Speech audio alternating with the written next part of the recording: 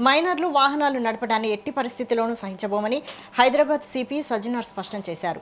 Traffic నిబంధనల అమలు, road భద్రతపై విద్యా సంస్థల యాజమాన్యాలతో నిర్వహించిన అవగాహన కార్యక్రమం నిర్వహించారు. ఈ సందర్భంగా సజ్జనార్ మాట్లాడారు. ర్యాష్ డ్రైవింగ్, ట్రాఫిక్ ఉల్లంఘనల నివారణపై పాఠశాలలు ప్రత్యేక దృష్టి సారించాలని సూచించారు. మైనర్ డ్రైవింగ్ను అరికట్టేందుకు స్కూళ్లలో డీమెరిట్ పాయింట్ల విధానాన్ని అమలు చేయాలని ప్రతిపాదించారు.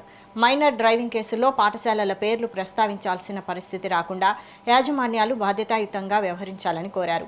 ఇటీవల డ్రంక్ అండ్ డ్రైవ్ తనిఖీల్లో పాఠశాల బస్సుల డ్రైవర్లు కూడా పట్టుబడుతున్నారని ఆయన ఆందోళన వ్యక్తం చేశారు. డ్రైవర్ల ప్రవర్తన, కదలికలపై పాఠశాల యాజమాన్యాలు నిరంతర పర్యవేక్షణ చేపట్టాలని సూచించారు. డ్రంక్ అండ్ డ్రైవ్ కేసుల్లో స్కూల్ బస్సు డ్రైవర్లు పట్టుబడితే సంబంధిత పాఠశాల పేరును కూడా వెల్లడించాల్సి వస్తుందని హెచ్చరించారు. విద్యార్థులు పాఠశాలకు ఎలా వస్తున్నారు, ఎలా వెళ్తున్నారు అనే అంశాలపై కూడా పాఠశాలలు బాధ్యత తీసుకోవాలని సిపి సూచించారు. ఏదైనా ప్రమాదం జరిగితే పాఠశాల ఆవరణ బయట జరిగిందని, బాధ్యత నుంచి తప్పించుకోవడం సరికాదని అన్నారు. ఈ సమావేశంలో జిహెచ్ఎంసీ కమిషనర్ ఆర్వి కన్నన్, రవాణా శాఖ ఉన్నతాధికారులు, వివిధ విద్యా సంస్థల ప్రతినిధులు పాల్గొన్నారు.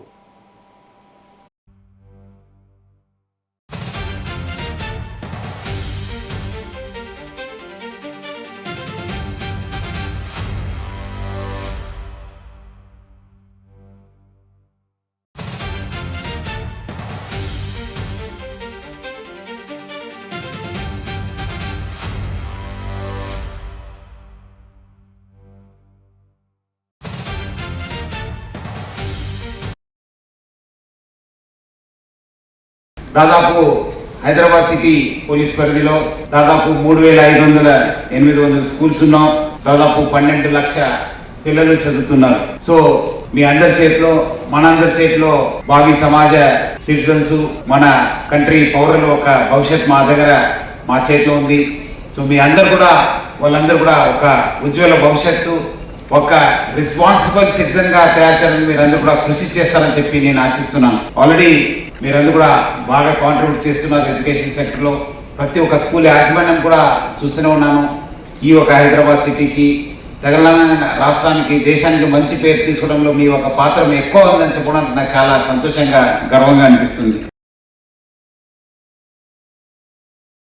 Their own vehicle, they park the vehicle on the roads. It was creating an artificial jam in that area.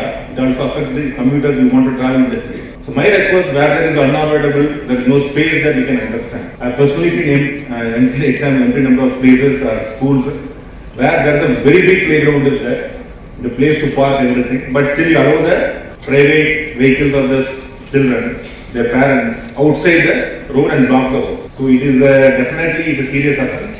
And GHMC will definitely take action against this one. So we want to send a message across to you. Please don't do that. If there is a space available within your campus, please allow them to park. Especially when they are conducting some annual events and everything.